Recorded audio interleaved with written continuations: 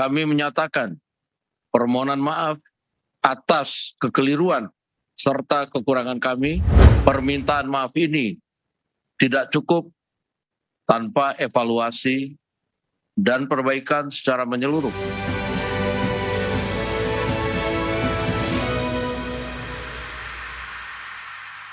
Dihadapkan perwakilan mahasiswa, Wakil Ketua DPR RI Sufmi Dasko Ahmad menyampaikan duka cita mendalam kepada seluruh korban aksi demonstrasi di beberapa daerah. Dasko juga menyampaikan permohonan maaf atas kekurangan serta kekeliruan DPR selama ini dan berjanji akan berbenah untuk menjadi lebih baik. Dasko mengungkapkan telah berkoordinasi dengan pimpinan DPR lainnya untuk mengevaluasi secara menyeluruh terhadap tunjangan anggota DPR yang nilainya fantastis.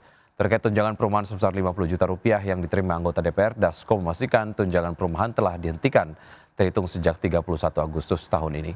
Dasko juga mengungkapkan sudah melakukan komunikasi dengan pemerintah dan elemen mahasiswa akan diterima pihak pemerintah pada Kamis 4 September untuk menyampaikan langsung seluruh aspirasinya. Menurut Dasko ada beberapa tuntutan yang memerlukan kerjasama DPR dan pemerintah seperti pembentukan tim investigasi dugaan makar, RUU perampasan aset, serta tuntutan pengurangan pajak-pajak.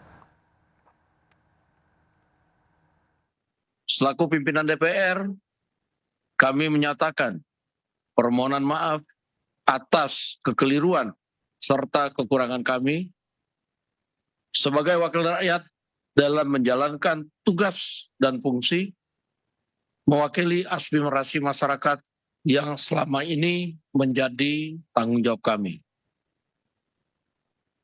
Tentunya permintaan maaf ini tidak cukup tanpa evaluasi dan perbaikan secara menyeluruh dan akan dilakukan dalam waktu yang sesingkat-singkatnya. Kami telah berkoordinasi dengan seluruh pimpinan DPR beberapa waktu ini, dan kami sampaikan beberapa hal yang sudah dan akan kami lakukan. Pertama, melakukan evaluasi menyeluruh terhadap tunjangan anggota dewan dan khusus untuk tunjangan perumahan dihentikan terhitung sejak tanggal 31 Agustus 2025. Yang kedua, Terima kasih Anda masih bergabung sama kami, pemirsa. Pasca rentetan gelombang unjuk rasa yang berujung kericuhan di sejumlah daerah, pimpinan DPR RI akhirnya menerima perwakilan mahasiswa dari 16 organisasi kemahasiswaan. Langkah ini merupakan upaya rekonsiliasi untuk dapat mendengar langsung aspirasi para mahasiswa.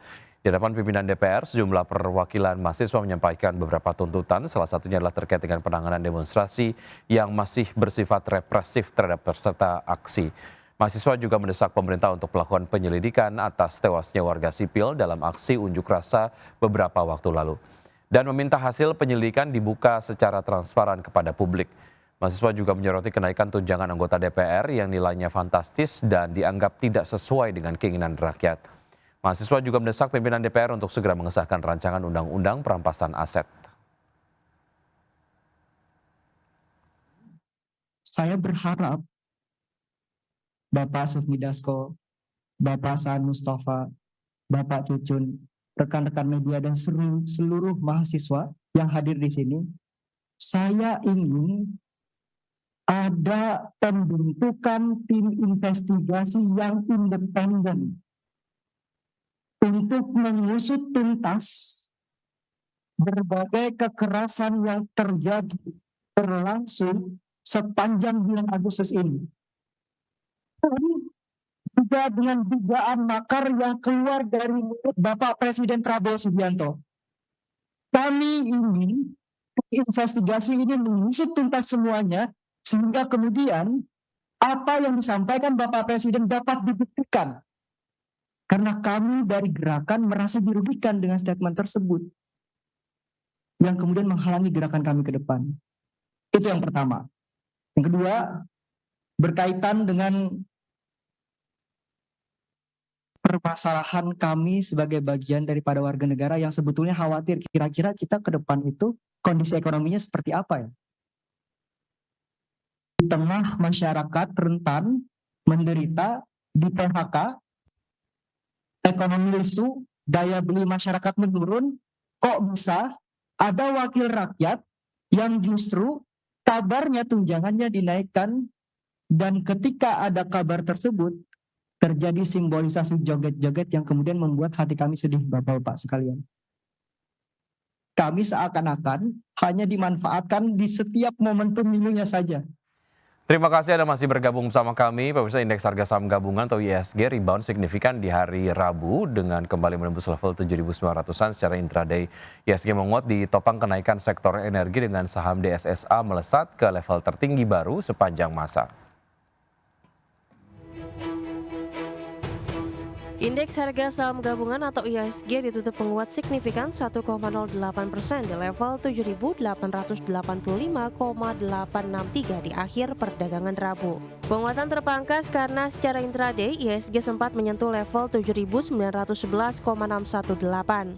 9 indeks sektoral menguat dengan indeks sektoral dengan kenaikan terbesar sektor energi menguat 2,49%, sektor perindustrian naik 1,90% dan sektor kesehatan melaju di 1,45%.